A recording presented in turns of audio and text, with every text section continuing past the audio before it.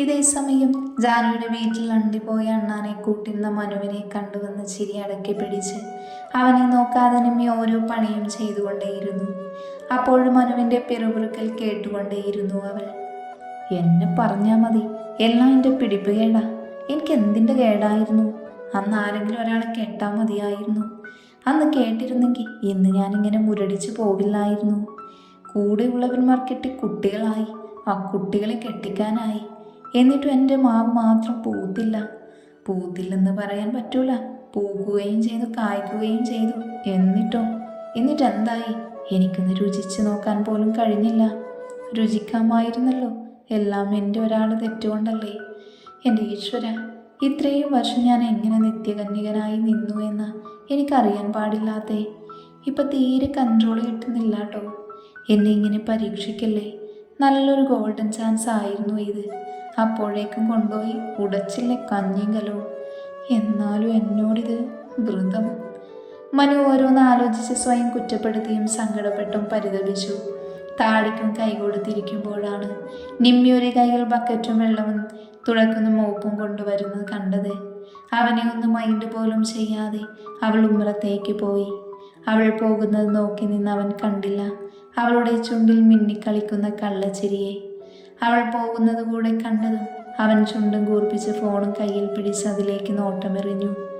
ഇങ്ങോട്ട് വരട്ടെ മനുവേട്ട, അതേതെന്ന് പറഞ്ഞ് ഞാൻ ശരിയാക്കി കൊടുക്കുന്നുണ്ട് കുട്ടിപ്പിശാശ്. അവൻ എന്തൊക്കെയോ പിറുപിറുത്തു.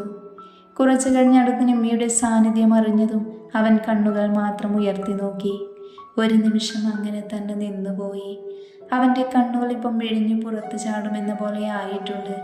സിറ്റൗൺ മോപ്പ് കൊണ്ട് വൃത്തിയാക്കി വന്ന് നിമ്മി അകമൊരു തുണി കൊണ്ട് വൃത്തിയാക്കുക, അതും കുനിഞ്ഞ് മുട്ടുമടക്കാതെ. അവൾ ഇട്ടിരിക്കുന്ന നൈറ്റി ആയതുകൊണ്ട് തന്നെ കഴുത്തിൽ നിന്ന് നന്നെ ഇറങ്ങിയിരുന്നു. അവളുടെ മാറ് നല്ലപോലെ കാണുന്നുണ്ട്. അവളുടെ മാറടുക്കിനായി കാണുന്ന കുഞ്ഞു മറുക് കണ്ടതും അവൻ്റെ നിയന്ത്രണം വിട്ടുപോയിരുന്നു. പെട്ടെന്ന് നിമ്മി എഴുന്നേറ്റ് നിന്ന് അവനെ ഒന്ന് നോക്കി. അത് കണ്ടുവന്ന് മനു വേഗം നോട്ടം മാറ്റി. പിന്നെയും അവൾ തുറക്കാൻ തുടങ്ങിയപ്പോൾ മനുവിൻ്റെ കണ്ണുകൾ വീണ്ടും അവൾക്ക് നേരെ തിരിഞ്ഞു. ഇപ്പം വീണ്ടും അവൻ്റെ കണ്ണുകൾ മെടിഞ്ഞു. അവളുടെ നൈറ്റി കയറ്റി കുത്തിയതുകൊണ്ട് മുട്ടുവരെ അനാവൃതമായിരുന്നു. അവൾ കുനിയുന്നതിനനുസരിച്ച് നൈറ്റി കയറി കളിക്കുന്നുണ്ട്. അവൻ്റെ നോട്ടം അവളുടെ നിതംബത്തിലേക്ക് എത്തിയതും അവൻ്റെ ശ്വാസം വിളങ്ങി. താൻ അതിരു വിട്ടു എന്തെങ്കിലും ചെയ്തു പോകുമോ എന്ന് ഭയന്ന് അവൻ്റെ നോട്ടം മാറ്റി. പിന്നെയും അവൻ്റെ നോട്ടം അനുസരണക്കേട് കാട്ടിക്കൊണ്ടേയിരുന്നു. പെട്ടെന്ന് നിമ്മി തിരിഞ്ഞ് അവനെ ഒന്ന് നോക്കി. അത് കണ്ട് അവനൊന്ന് വെപ്രാളപ്പെട്ട് അവളെ നോക്കി ഇളിച്ചു കാണിച്ചു. അവൾ എന്തേന്ന പോലെ പിരികം പൊക്കി കാണിച്ചു. അത് പിന്നെ നിന്റെ തുട നല്ല തുടയാ. മനു പറഞ്ഞത് കേട്ട് നിമ്മി അവനെ അന്തം വിട്ട് നോക്കി. പിന്നെ വേഗം ആ മടിക്കു തഴിച്ചിട്ട് അവനെ കൂർപ്പിച്ച് നോക്കി. അത് കണ്ടപ്പോഴാണ് അവന് താൻ എന്താ പറഞ്ഞതെന്ന് മനസ്സിലായത്. അയ്യേ, ഇത് ആ തുടയല്ല, ഈ തുട മറ്റേ തുടയാ. ആ തുട കാണാൻ രസമുണ്ടെന്നാ പറഞ്ഞേ, നിന്റെ തുടയില്ല. മനുവിന് വെപ്രാളം കൊണ്ട് എന്തൊക്കെയാ പറയേണ്ടതെന്ന് പോലും അറിയുന്നുണ്ടായിരുന്നില്ല. അവൻ പറയുന്നത് കേട്ട് മിഴിച്ചു നിൽക്കാൻ മാത്രമേ കഴിഞ്ഞുള്ളൂ പെണ്ണിന്. എന്ന് പറഞ്ഞ് സ്വയം തലക്കൊന്ന് കൊട്ടിയിട്ട് എഴുന്നേറ്റ് മുകളിലേക്ക് പോയി അവൻ. അത് കണ്ട് ചുണ്ടിൽ വിരിഞ്ഞ ചിരിയോടെ ബാക്കി പണിയിലേക്ക് തിരിഞ്ഞു അവൾ.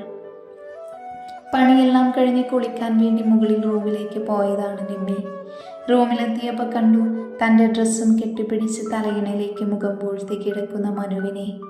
ഉറക്കമല്ല എന്നവൻ്റെ അടഞ്ഞ കണ്ണുകൾക്കുള്ളിലെ കൃഷ്ണമണിയുടെ ഇളക്കത്തിൽ നിന്ന് മനസ്സിലായി. അത് കണ്ടൊരു ചിരിയോടെ ഞാനൊന്നും അറിഞ്ഞില്ല രാമനാരായണ എന്ന മട്ടിൽ മാറിയിടാനുള്ള ഡ്രസ്സും തോർത്തും കൊണ്ട് അവൾ ബാത്റൂമിൽ കയറി. അവൾ ബാത്റൂമിൽ കയറിയത് മനു പയ്യെ കണ്ണുകൾ തുറന്നു. ഒന്ന് അടുത്ത് വന്ന് മുടിയൊക്കെ ഒന്ന് തഴുകി നെറ്റിയിലൊന്ന് ഉമ്മിച്ചിട്ട് പോയിക്കൂടെ അവൾക്ക്? സാധാരണ അങ്ങനെയല്ലേ ഉണ്ടാവാറ്? അവളുടെ ഒടുക്കത്തെ ഒരു വ്രതം. എന്നെ പോലെ ഗതികെട്ടവൻ വേറെ ആരെങ്കിലും ഉണ്ടാവുമോ ദൈവമേ എന്ന് പറഞ്ഞവൻ കമിഴ്ന്നു കിടന്ന് നെമ്മിയുടെ തലയിണ കടിച്ചു. ഇത് നിന്റെ മറുകിലാണെന്ന് കരുതിക്കോടി പെണ്ണേ.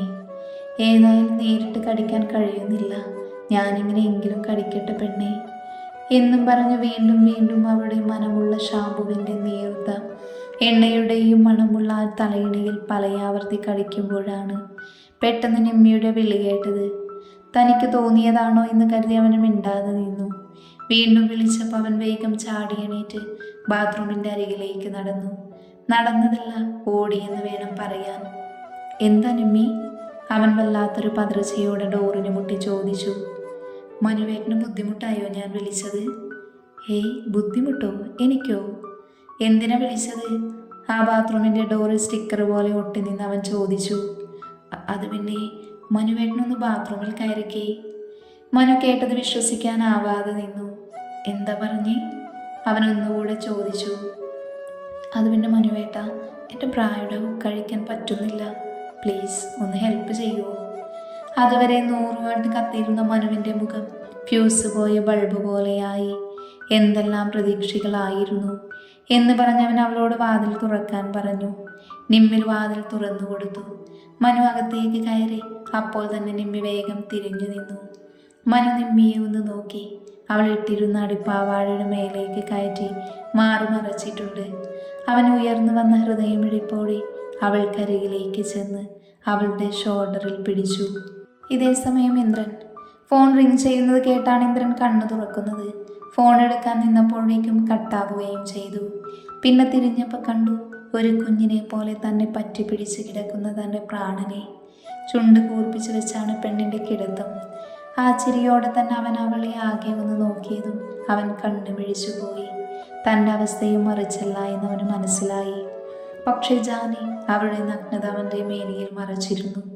അവളുടെ നിതംബം അവളുടെ കാർക്കൂന്തലും മറഞ്ഞു നിന്നിരുന്നു. ആ സമയം ഇന്ദ്രനിൽ വേറൊരു ഭാവം നിറഞ്ഞു നിന്നു. അവൻ്റെ കൈകൾ അവളുടെ മേനിയുടെ ഒഴുകി നടന്നു. ഉറക്കമാണെങ്കിലും അവളിലെ പെണ്ണിനെ ഉണരാൻ അത് തന്നെ ധാരാളമായിരുന്നു. അവളൊന്നുകൂടെ അവനിലേക്ക് അമർന്നു. അവളെ വട്ടം പിടിക്കും മുന്നേ ഒരിക്കൽ കൂടെ അവൻ്റെ ഫോൺ റിങ് ചെയ്തു.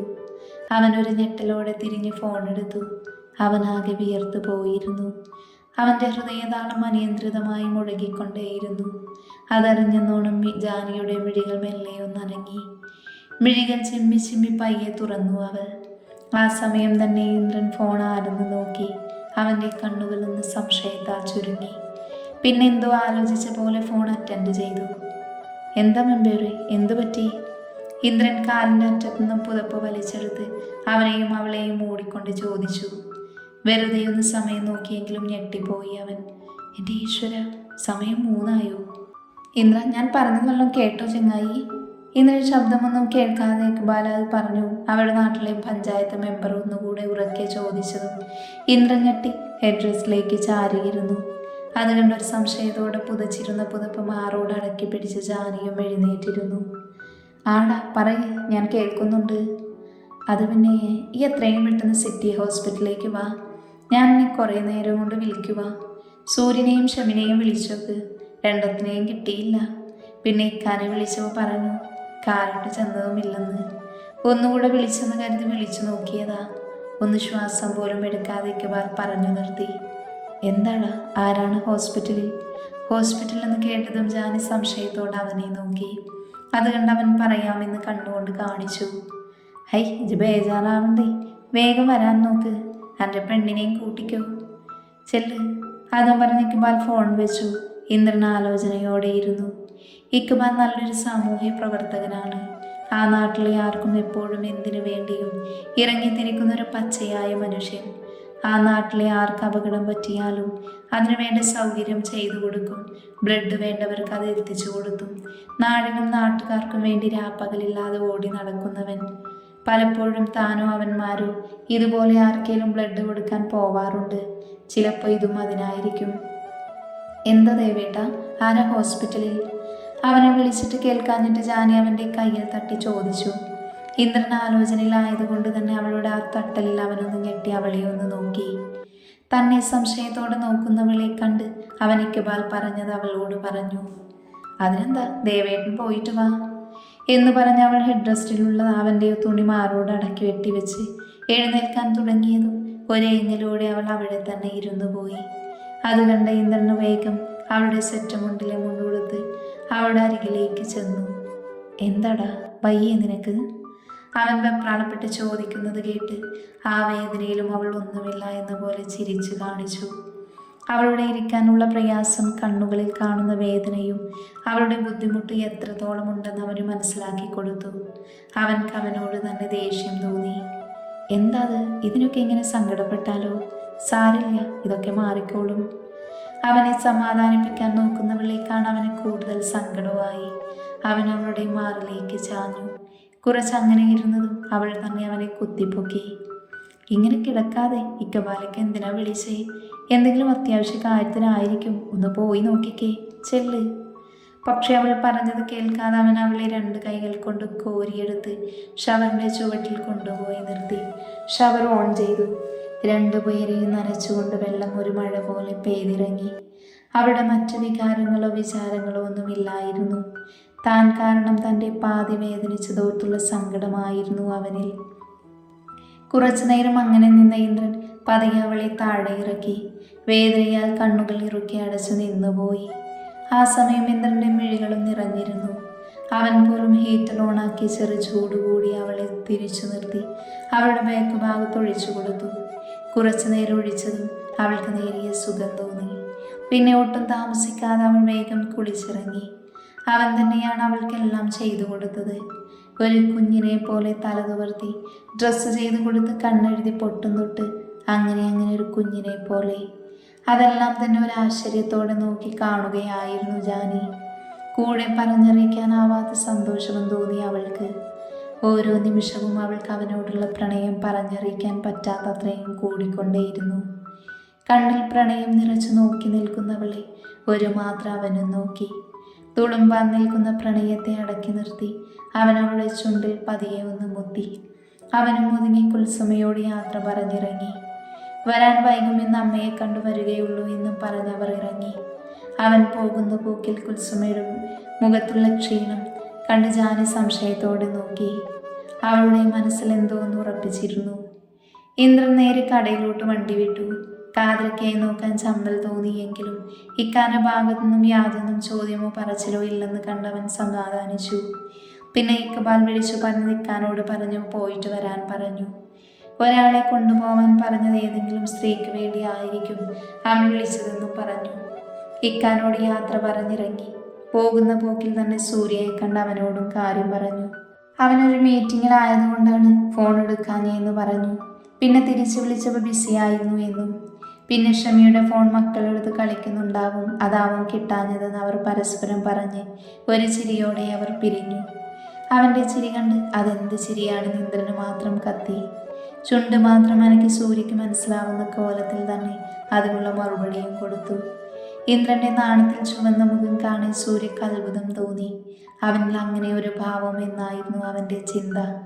അത് മനസ്സിലാക്കിയ പോലെ ഇന്ദ്രൻ അവനെ നോക്കി കണ്ണിറുക്കി കാണിച്ചു. എന്നിട്ട് വണ്ടി സ്റ്റാർട്ട് ചെയ്തു. അവർ പോകുന്നത് നോക്കി നിറഞ്ഞ സന്തോഷത്തോടെ സൂര്യയും വീട്ടിലേക്ക് പോയി. പോകുന്ന വഴി അവർ ഫുഡ് കഴിച്ചിട്ടാണ് പോയത്. ഹോസ്പിറ്റലിലെത്തിയപ്പോൾ തന്നെ കണ്ടു മുന്നിലായി ഫോണിൽ ആർക്കോ വിളിക്കാൻ നിൽക്കുന്ന ഇക്ബാലിനെ.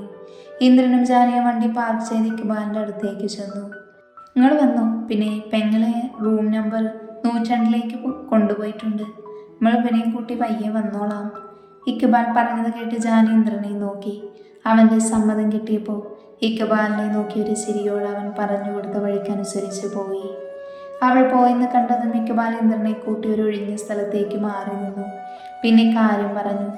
ഇക്ബാൽ പറഞ്ഞത് കേട്ട് അവൻ്റെ നെഞ്ചിൽ കൂടെ ഒരു മിന്നൽ പിറപ്പ് തന്നെ കടന്നുപോയി. അറിയാതെ തന്നെ ഈശ്വരനെ വിളിച്ചുപോയി. ജാനിക്ക് പിറകെ തന്നെ അവർ 102 ഓടി.